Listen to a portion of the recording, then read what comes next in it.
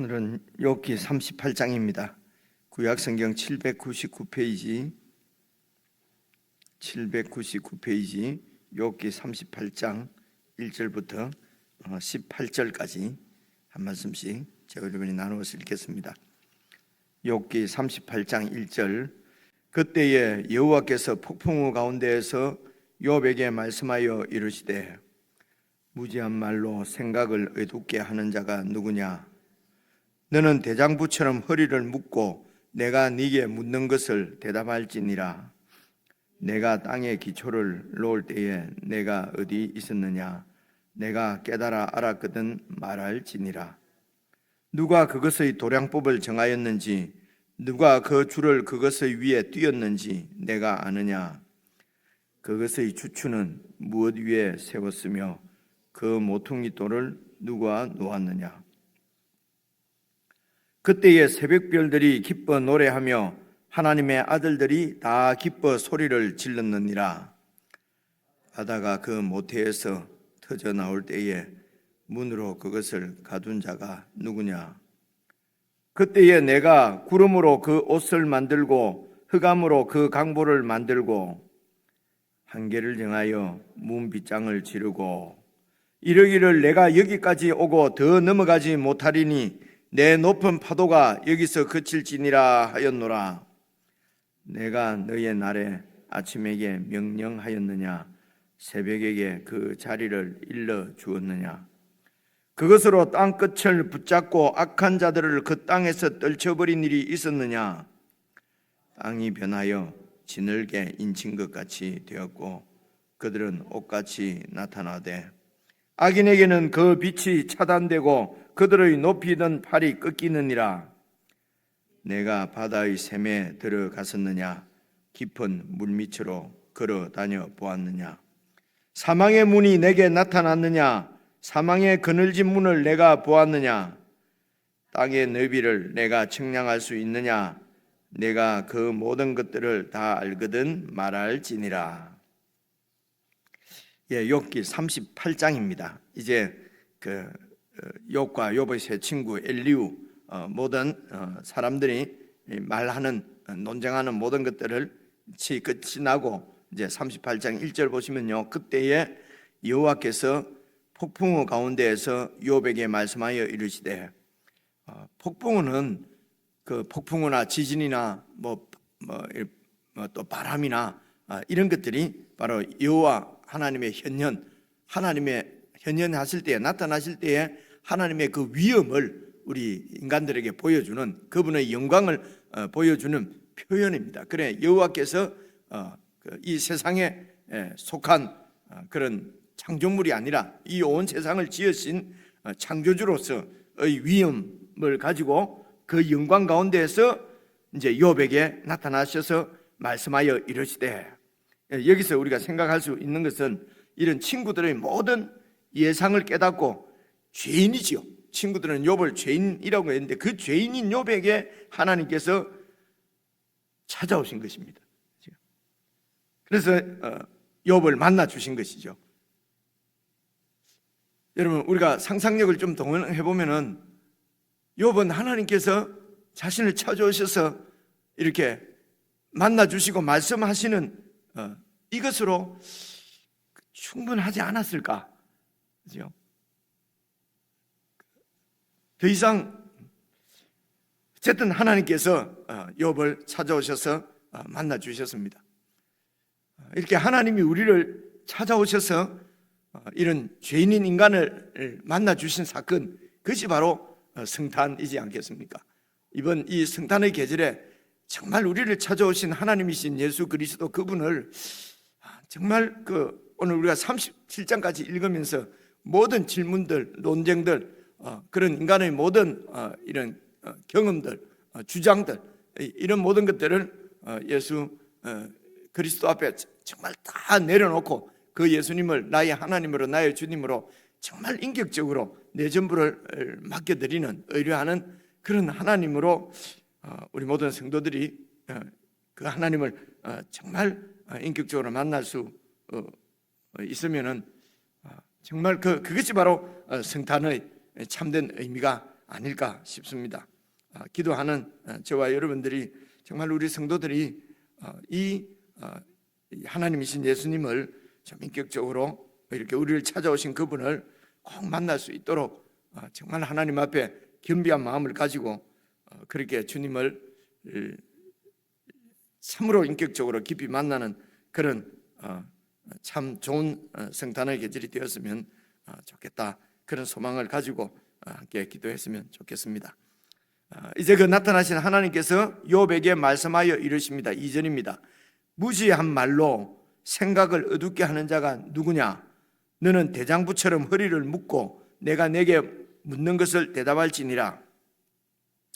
지금 욥이 하나님을 만나서 묻고 싶었던 것은 왜 내가 이런 고난, 시련을 당합니까? 내가 무슨 죄가 있습니까? 이제 이게 욥의 질문이지요. 그런 이런 욥의 질문에는 이렇게 한마디 대답을 안 하시고 오히려 욥에게 이제 질문을 하십니다. 질문을 하시면서 무지한 말로 생각을 어둡게 하는 자, 이 생각은 하나님의 지혜지요. 이런 하나님의 지혜를 이렇게 막 혼잡하게 만드는 자가 누구냐? 이것은 막 꾸중하고 욥을 질책한다기보다는 쭉 여러분 모든 상황들을 하나님이 욥을 찾아오신 것을 두고 생각을 해보면은 어떤 뭐라고 그럴까요? 그렇게 질책하거나 꾸짖는 말씀은 아닌 것 같습니다. 그래서 3절 대장부처럼 허리를 묶고, 이 말은 허리를 묶는다는 말은 뭐 띠를 띠는 것 아니겠습니까? 그럼 이제 그 당시에는 옷들이 전부 이렇게 발까지 내려가는 이런 그 영화나 그림 보면은 통으로 되어 있는 것 같지 않습니까? 이런 옷을 입고는 예를 들어 뭐 달리기를 한다든가 무슨 일을 할 때 상당히 이게 걸리적거리는 것 같습니다. 그래서 이제 이것을 쫙 올려서 허리를 이렇게 딱 묶는다는 것은 뭐 이렇게 어떤 일을 할 때에 준비하는 뭐 전쟁이 나거나 뭐 이럴 때도, 그죠? 또 먼 길을 갈 때도 준비하는 모습으로 이렇게 볼 수가 있을 것 같습니다. 그래서 대장부처럼 허리를 딱 묶고 준비를 잘해서 이제 내가 너에게 묻는 것을 대답할지니라. 그러면서 이제 4절부터 하나님께서 묻는 내용이 나오는데요. 이 내용도 계속 사실은 원문은 시로 되어 있습니다. 그래서 내용을 쭉 읽으면서 제가 이게 대략 어떤 뜻인지만 말씀을 드리고, 그리고 이런 그 질문을 하시는 그 하나님의 의도를 잠시 생각을 해보고, 그리고 여러분 개인적으로 또 묵상을 하시면 좋겠습니다. 4절 하나님께서 뭐 욥에게 질문하는 거지만은 사실은 그 욥의 친구들 다에게 말씀하시는 거겠죠. 내가 땅에 기초를 놓을 때에 네가 어디 있었느냐? 네가 깨달아 알았거든 말할지니라. 땅에 이제 기초. 그러니까 그 고대의 세계관은 아마 이런 거였지 싶습니다. 보통 오늘 우리들도 지금 인공위성이나 뭐 이렇게 해서 이렇게 촬영을 하고 뭐 이렇게 해서 둥근 지구가 이렇게 하늘에 붕 떠 있는 이런 모습으로 이렇게 세계관을 갖게 된 것은 뭐 몇백 년 되지 않았지요. 그죠? 그때 여러분 잘 아시는 대로 뭐 갈릴레오 뭐 이런 사람들 그때 막 그런 한 몇백 년 전이지요. 400년 전에 이런 분들이 그 당시에 뭐 이렇게 아시는 대로 여러분 태양을 중심으로 해서 지구가 돌고 있다라고 하는 말 때문에 뭐 이렇게 그 종교 재판을 당하고 뭐 이럴 때니까요. 그죠? 그러니까 그 이전에 이 지금 욥기 이때는 뭐 그 주님 오시기 전 벌써 한 2000년 2500년 전에 그때 사람들이니까요. 그때 세계관들은 이제 우리가 이렇게 지금은 땅이 둥그다 우리는 늘 이것이 딱 머리에 박혀 있으니까 뭐 이렇게 이런 얘기가 조금 무서울 수도 있는데 그때는 이제 이 땅이 이렇게 있고요. 그리고 땅에 기초 밑에 기초가 딱 있고 기초에 이 위에 이렇게 기둥이 세워져 있고 그 위에 이제 이렇게 땅이 있다고 본 거예요. 그래서 이 땅 밑에는 물이 있고, 그죠?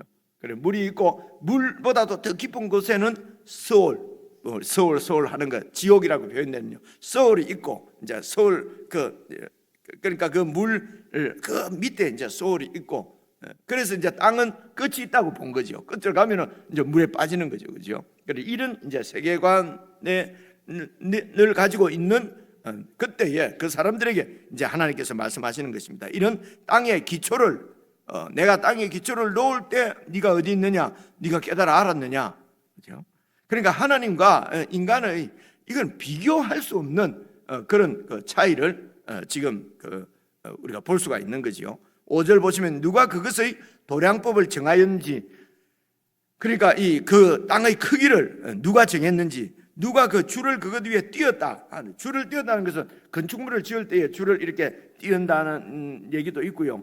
그렇게 볼 수도 있고, 띈다는 말은 펼친다는 거죠. 줄을 쭉 펼쳐서 이렇게 자로 재는 그런 표현입니다. 그래서 누가 그것의 도량법을 정하고 누가 줄을 가지고 그 땅을 측량을 했는지 네가 아느냐? 6절입니다. 그것의 주추는 무엇 위에 세워졌으며 그 모퉁이 돌은 누가 놓았느냐? 계속 갑니다. 그때에 그렇게 이 창조를, 이 세상을, 땅을 창조하시고 세상을 창조하실 그때에 새벽별들이 기뻐 노래하며 하나님의 아들들이, 천사들이죠, 다 기뻐 소리를 질렀느니라. 8절입니다. 그러니까 여기까지가 4절부터 7절까지는 땅의 기초에 대한 질문입니다. 땅의 기초를 놓을 때에 내가 땅의 기초를 놓을 때에 네가 알기나 했느냐, 그렇죠? 이런 얘기입니다. 8절부터 보시면요, 바다가 그 모태에서 터져 나올 때에 바다의 창조지요, 문으로 그것을 가둔 자가 누구냐? 바다는 물이니까 막 우리 땅도 완전히 이렇게 다 휩쓸어 버릴 텐데 그 물이 넘어오지 못하도록 문으로 이렇게 가둔 자가 누구냐? 그때에 내가 구름으로 그 옷을 만들고 흑암으로 그 강보를 만들어서 한계를 정하여 문빗장을 지르고, 이 바다가 이렇게 바다의 경계를 정하셨다는 얘기입니다. 무치로 육지로 이렇게 흘러 넘어오지 못하도록. 10절입니다. 이르기를 네가 여기까지 오고 더 넘어가지 못하리니 네 높은 파도가 여기서 그칠지니라. 이렇게 이제 8절부터 11절까지는 바다가 어떻게 탄생했는가, 그 바다의 탄생에 대해서 지금 말씀하시는 것이죠. 그 다음에 이제 12절부터 보시면요, 내가 너희의 날에 아침에게 명령하였느냐. 네가 너희 날이라는 말은 너희의 날들, 너희의 인생이죠. 너희 인생에 아침에게 명령하였느냐. 인생의 시작점에 내가 이 인생 아침을, 하루를 시작할 그때에 뭐 하루야 이렇게 되라, 이렇게 되라, 그러니까 네 운명을 네가 정할 수 있었느냐, 이런 말입니다. 새벽에 그 자리를 일러 주었느냐. 13절입니다. 그것으로 땅끝을 붙잡고 악한 자들을 그 땅에서 떨쳐버린 일이 있었느냐. 그래서 인생의 그 운명을 정하는 것은 인생이 아니라 이제 하나님이시라는 것입니다. 그래서 그 절대 주권자이신, 창조주이시며 통치자이신 하나님께서 이제 이런 악한 자들을 그 땅에서도 떨쳐버리고, 그리고 14절 땅이 변하여 진흙에 인친 것 같이 되었고 그들은 옷같이 나타나되, 땅이 변하여 진흙에 인친 것 같이, 이전에 옛날에 인장은 이제 가문이나 어떤 가문의 그 그림들, 그리고 뭐 꽃 뭐 이런 무늬들이, 아름다운 무늬를 놓아서 이제 그렇게 해서 그 인장을, 보통 뭐 TV 보면 사극 보면 그런 게 나오잖아요, 그죠? 그래서 이런 건 아름다운 무늬라고 생각하면 되겠습니다. 그래서 땅이 변하여서 진흙이 되고 그 진흙 위에 아름다운 문장이 이렇게 이런 문양이 찍힌 그런 무늬들이 이렇게 도장으로 찍듯이 그런 아름다운, 땅이 변하여서 진흙에 인친 것 같이 되고 그들은 옷같이 나타나되, 그런데 악인에게는 그 빛이 차단되고 그들의 높이던 팔이 꺾이느니라. 그래서 12절부터 15절까지는 하나님께서 악인들을 심판하신다는 것입니다. 그죠? 이 세상은 찬란한 빛으로 아름다운 그런 무늬 같은 인장으로 이렇게 아름답게 만들지만은, 그렇게 아름다운 통치가 임하지만은 이 악인들은 하나님께서 이 땅에서 떨쳐버리고, 그리고 그들에게는 빛이 차단되고 그들이 높이던 팔은 꺾어버리신다는 것입니다. 12절부터 15절까지는 하나님의 통치, 악인들의 심판에 대해서 이제 또 욥에게 질문하시는 것이고요. 16절 보시면요, 네가 바다의 샘에 들어갔었느냐. 깊은 물 밑으로 걸어다녀 보았느냐. 그러니까 육지에 사는 우리가 인생들이 바다 깊은 곳까지, 지금은 이제 우리가 무슨 잠수함 타고 막 뭐 이렇게 해서 뭐 밑으로 깊이 내려가고 뭐 그래서 땅이 뭐 몇 메다가 되고 뭐 이런 것을 우리가 뭐 측량도 하고 그런데요, 그 당시의 우주관 세계관으로 보면은 그 바다의 깊은 샘은 흑암이 통치하는 곳입니다. 혼돈의 세력 이 주장하는 것입니다. 그래서 그 깊은 물 밑으로 걸어 다녀 보았느냐, 그 물 밑으로 내려가면은 사망의 문이 네게 나타났느냐. 사망의 문, 서울로 들어가는 문이 있다고 생각한 거죠. 그래서 그런 사망의 문을 네게 나타났느냐, 사망의 그늘진 문을 네가 보았느냐, 땅의 너비를 네가 측량할 수 있느냐, 네가 그 모든 것을 다 알거든 말할지니라. 그래서 16절부터 18절까지는 지하세계지요. 지하세계에 대해서 질문합니다. 네가 이 지하세계를 아느냐. 그래서 이 지하세계는 말씀드린 대로 그 고대인들은 이 물을 혼돈, 그리고 이런 흑암, 이런 세력, 그런 악한 세력으로 보았거든요. 그래서 16절부터 18절까지에서는 그런 혼돈의 세력, 악한 세력, 사탄까지도 다 하나님의 창조물이며 하나님께서 그 세계도 다 주장하고 계신다는 것입니다. 그래서 이런 흑암의 세력 때문에 이런 그 곤란을 당하고 시련을 당하고 있는 욥은 그런 흑암의 세력이 덮쳐오기 전의 그 세계로 좀 되돌아가고 싶다는 얘기가 앞에서 계속 나왔지 않습니까? 하나님께서 나를 축복해 주실 때에, 하나님이 복으로 나와 함께 해 주실 때는 내가 이렇게 살았는데 그때로 돌아가고 싶다. 많이 이제 그렇게 욥은 이제 이렇게 한탄을 하고 그렇게 한 것을 우리가 기억이 되는데요. 하나님은 그런 흑암의 세력까지도 내가 다 내 손 안에, 내 통치 아래 있다는 것입니다.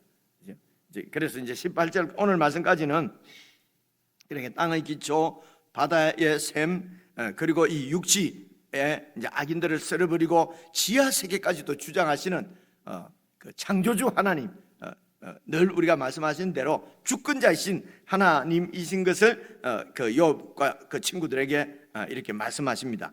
그래서 욥의 질문에 구체적으로 왜 네가 고난을 받는다라고 대답지 않으시고 그냥 내가 창조주고 주권자고 통치자고, 그리고 내가 너를 만나 주시는 분이시고, 그래서 멀리 인생과 멀리 떨어져 있는 그런 뭐 인간들의 삶이, 그리고 의로움이나 불의가 하나님 앞에 무슨 하나님에게 무슨 그 영향이 있겠느냐, 이게 친구들이 말이잖아요, 그렇죠? 그래서 하나님은 참 높이 계시고 우리는 하나님하고는 범접할 수 없는 그런 벌레 같은 티끌 같은 존재니까 그저 우리는 그냥 입 닥치고 무슨 일이 늘 당하든지 그냥 살면 된다라고 하는 것이 이제 이 친구들의 이야기였고요. 근데 하나님은 그런 친구들의 예상을 뒤엎고 이렇게 우리를 찾아와 주신 분이시죠.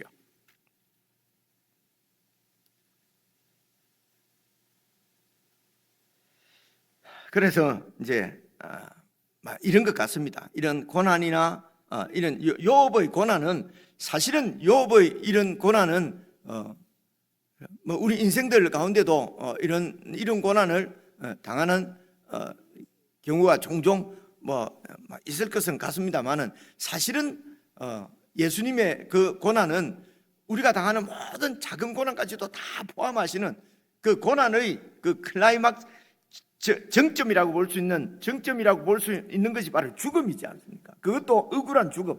그 예수님의 죽음은 정말 억울한 그런 죽음이죠. 그런 우리 인생들이 당하는 그런 모든 것을 다 포함하시는 고난과 시련을 받은 분이 이제 그분이라 말입니다. 그렇죠?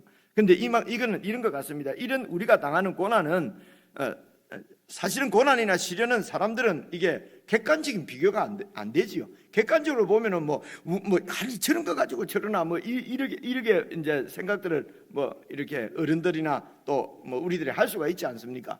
그런데 고난을 당하는 사람 입장에서는 내가 당하고 있는 이 고난이 제일 큰 것입니다. 그렇죠? 그래서 이런 고난 때문에 사실은 우리의 상상력이라고 그럴까요? 상상력이 이렇게 상실되는 거지요.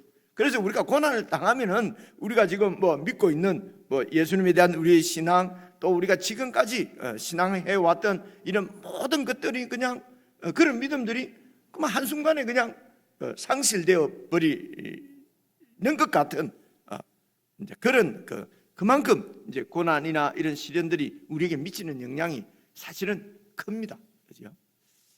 그럼 이런 우리들을 어떻게 하나님께서 우리를 사랑하시고 너와 늘 함께 하시고 그런 것을 우리에게 어떻게 마음 깊이 이렇게 깨달을 수 있도록 정말 인식할 수 있도록 할 수 있는 방법은 이게 참 어떻게 하면 하나님이 그것을 보여주시고 알려주실 수가 있겠습니까? 그렇죠? 이런 참 이렇게 말하기가 참 두렵고 이제 그렇습니다. 그래서 이런 불의함이라든가 나는 공의로운데 이런 그러니까 억울한 거죠. 이런 억울함이나 세상 돌아가는 이런 여러 가지 불의한 일들 이런 것들을 우리가 보게 되면은 사실은 우리 눈이 가려지는 것이죠. 가려져서 하나님께서 창조주시고 통치자시고 주권자이신 것을 그냥 이게 보지 못하는 그렇게 되는 경우가 우리에게는 너무 뭐 세상 사람들은 아예 하나님이 없고 자기들이 신이 되어져서 자기들이 신이라고 하면서 자기들이 중심이라고 하면서 자기들의 모든 인생은 그냥 알지 못하는 우연에 그냥 우상에게 운명에게 맡겨버리고 그냥 살지 않습니까? 그죠? 그러니까 비참할 수밖에 없죠. 그런데 믿는 우리들도 그 하나님의 창조와 통치를 그분을 아버지라고 부르면서 아버지로 믿는 그분의 영원한 식구가 되었다고 믿는 우리들도 이런 고난이나 불의함이나 억울함이나 이런 것들이 나에게 닥치면은 우리의 상상력도 그냥 상실되고 우리의 눈도 그냥 가려져 버리고 이렇게 되는 경우가 참 많이 있는 것 같습니다.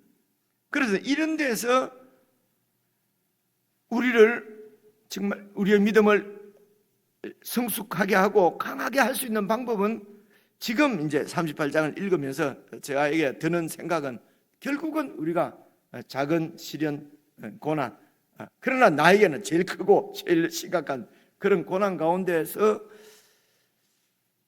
이렇게 처절한 하나님을 기다리고 하나님을 오죽하면 하나님 앞에 가서 하나님에게 이게 송사를 거는 거죠. 재판을 거는 거죠. 내가 도대체 무슨 이런 벌을 받을 만한 죄를 지은 일이 있습니까? 만나서 묻고 싶습니다. 재판을 받고 싶습니다. 이런 이제 심정입니다. 하나님을 만나고 싶은 거지요. 그래서 하나님께서 욥을 찾아오셨습니다. 만났습니다. 여러분 이때 이 욥은 그야말로 하나님이 원하시는 하나님과 똑같은 영원한 하나님의 그 수준이 하나님과 같은 되는 수준으로 물론 그렇게 된다고 뭐 욥이 그렇게 된 것은 아니겠습니다만 그런 수준으로 이렇게 성숙이 되지 않겠습니까? 그래서 하나님이 원하시는 것이 그래서 이런 우리 인생의 고난의 사실은 정점은 예수 그리스도의 십자가죠. 그분께서 죽으시면서 어찌하여 나를 버리십니까? 예수님도 이 땅에 오셨을 때는 우리와 동일한 성정을 입고 우리와 똑같은 육체로 이 세상에 마리아의 태를 통해서 이 땅에 태어나신 사람이니까요. 그래서 어찌하여 나를 버리시는지 하나님의 그 뜻을 모르시는 건 아니고요. 이제 그런 부분들 다 겟세마네 동산의 기도를 보면 다 알고 계셨지 않습니까? 하나님이 나를 왜 이 땅에 보내시는데 내가 왜 이 땅에 왔는지 십자가를 져야 된다고 하는 것을 다 아시고 계셨습니다. 그런데도 그 십자가 짓는 것은 지금 할 수만 있으면 이 잔을 내게서 옮겨 주십시오. 그런데 내 뜻대로 마시고 하나님의 뜻대로 되기를 원합니다. 한 번 기도해서도 마음에 이렇게 그런 평정이 찾아지지 않아서 똑같은 말씀으로 3번이나 기도하시고 땀이 핏방울처럼 땅에 흐르도록 그렇게 기도하시고 그리고 십자가에 달려서 죽으시면서도 어찌하여 나를 버리십니까? 이 방법 외에는 없으십니까? 이제 이런 말씀 아니겠습니까? 그래서 욥기를 읽으면서 38장 정도에 와서 좀 더 예수님께서 십자가에 죽으신 거 뭐 이렇게 안타까워도 하고 눈물도 흘리고 정말 감동도 하고 감격도 하고 했지만은 지금처럼 이렇게 욥기 38장에 와서처럼 예수님의 죽으심이 그 조금 더 이해가 되고, 그렇게 십자가에 내어주신 하나님의 마음이 조금 더 알아지는 것 같은, 그래도 그것이 너무도 내년 또 다음에 또 욥기를 읽을 때 또 우리의 삶에서 하나님께서 우리를 다루실 때에 내 마음이 또 어떻게 될지 몰라서 확신 있게 자신 있게 이렇게 말씀은 못 드리지만은, 그래도 이전보다는 훨씬 깊이 있게 하나님의 마음이 조금은, 그리고 어찌하여 나를 버리십니까 절규하시던 그런 예수님의 마음도 이제 더 좀 이렇게 깊이 있게 와닿는다고 그럴까요? 그런 은혜를 저 개인적으로는 그렇게 좀 이렇게 눈이 조금 열리는 것 같은 그런 은혜를 누립니다. 여러분, 개인적으로 묵상하시면서 욥을 찾아오신 하나님, 폭풍 가운데 찾아오신 하나님, 인간으로 이 땅에 우리를 찾아오신 예수님, 그분이 바로 욥을 만나주신 하나님이십니다. 이 하나님과 하나님이신 예수님과 더 깊은 이런 그 친밀한 교제가 이루어지는 그런 묵상이 되었으면 좋겠습니다. 우리 개인적으로 묵상하십시다.